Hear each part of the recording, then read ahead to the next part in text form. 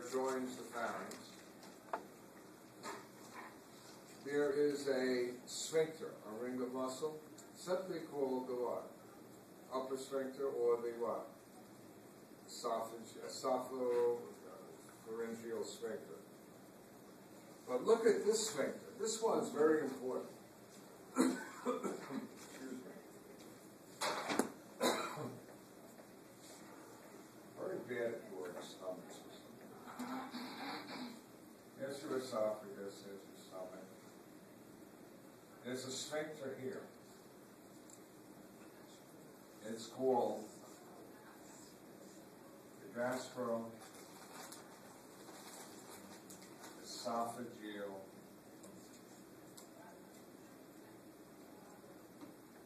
sphincter. I hate it.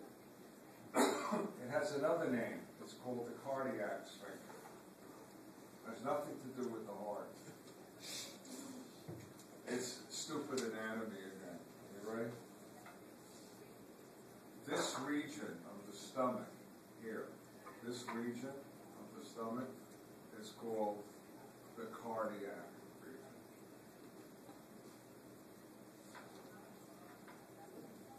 I have no idea why they called it, the cardiac region. But they did.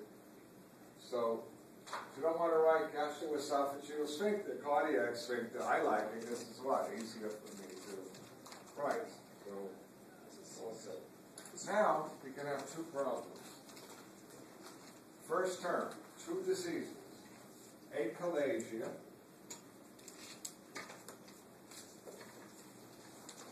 What's happened? The sphincter doesn't open. You see this a lot with young children. And with who? Mostly boys for some reason. Go figure. Something that we get more than girls. And if it doesn't open, and you're a baby, and you're drinking milk, and you're eating whatever, right? What's gonna happen? It's all gonna back up, right? Huh? You're gonna cheese it out, Cheesy, no. Cheesy, it was already in the stomach. But he's just gonna get whatever your baby ate is gonna what? Regurgitate. How do they treat that?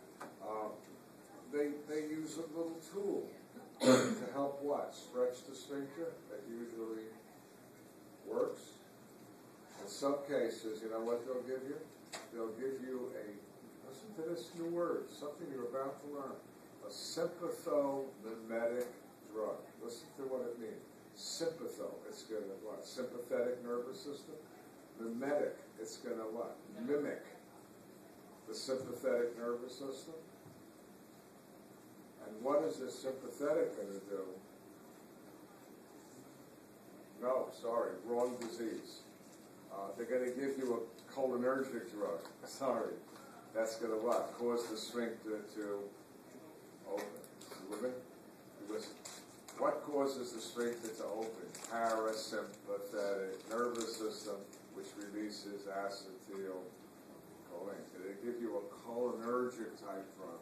Okay? Make sense? That may not work. All right? Then they may have to go in with what? A tool and and stretch it. You with me? So that it begins to open. The more common one,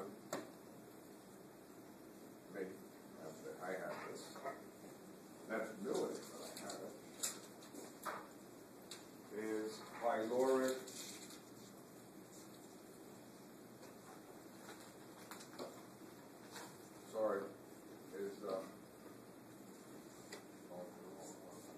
I'll give you an easy name.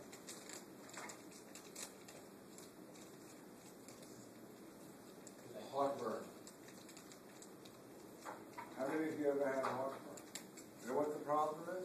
The lower sphincter, when the food goes down, is supposed to be open, and then it's supposed to what? Close. Me, it didn't, and her, it didn't close. Well, for you too, my guess. Okay? And so if it doesn't close and the stomach starts churning, what comes up? Acid. And you get heartburn, called GERDS. GERDS. GERDS, but I have a big drug that helps me. What is GERDS? Gastro, that's the heartburn. Gastroesophageal, this is the same thing. Reflux disease.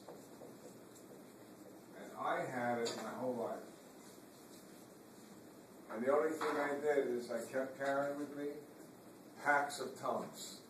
I'd get the heartburn, but what I didn't know is that if you take enough Tums, you neutralize the acid, and then the stomach goes, oh yeah, I'm supposed to be acidic. I'm going to make even more acid. So it's called acid rebound. You got the heartburn, you take the Tums, you feel good for a half hour, and then, bad. And so I had it so bad, I now have this horrible disease. They didn't know about it when I was young. I have Barrett's esophagus, which is, you ready? Your esophagus is lined by stratified squamous epithelium. Remember that? Remember sort of Doritos, if they remember that? I burnt my esophagus so bad that I destroyed all the stratified squamous. You know what lines my esophagus now? Columnar.